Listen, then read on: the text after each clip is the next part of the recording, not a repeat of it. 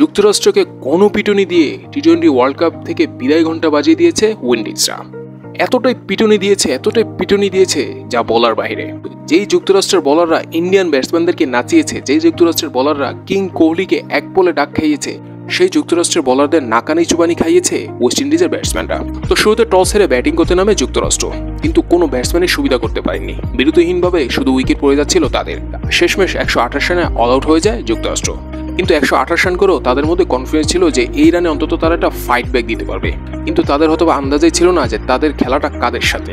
বেশিক্ষণ অপেক্ষাও করতে হয়নি এই আন্দাজাটা করতে। ওয়েস্ট ইন্ডিজের ওপেনাররা যখন মাঠে নেমেছেন তখন হারে হারে টের পাইয়ে দিয়েছেন যে ওয়েস্ট ইন্ডিজের পাওয়ার কি। বিশেষ করে শায় হোপ নামার সাথে সাথে যে তলোয়ারের মতো ব্যাট চালিয়েছেন, মনে হয়েছে তার চোখে কিছু বাধা আছে, তিনি কোনো কিছু দেখছেন না, আন্ধাধুন ব্যাট চালাচ্ছেন। অন্য প্রান্তে একটু মায়া দয়া করছিলেন আবার জনসন চার্লস, স্লো ইনিংস খেলছিলেন, কিন্তু তাকে আবার আউট করে দিয়েছে যুক্তরাষ্ট্র বলাররা। আউট করে একটু আফসোসও করতে পারে তারা, হয়তোবা বলতে পারে যে তাকে রাখলে হয়তোবা ভালো হতো, অন্তত একটা দিক থেকে স্লো ইনিংস তো খেলছিল। কেননা জনসন চার্লস আউট হওয়ার পর নিকোলাস পুরান মাঠে নেমে শায় হোপের সাথে তাল মিলিয়ে তিনিও আন্ধাধুন ব্যাট চালাচ্ছিলেন। আর এই দুইজনের আন্ধাধুন ব্যাটিং চালাতেই মাত্র 10 ওভারে 128 রান চেজ করে ফেলে ওয়েস্ট ইন্ডিজ। আর এই বিশাল ব্যবধানে জয়লাভ করায় সুপার 4-এ যাওয়ার স্বপ্নটা টিকিয়ে রাখলো ওয়েস্ট ইন্ডিজ।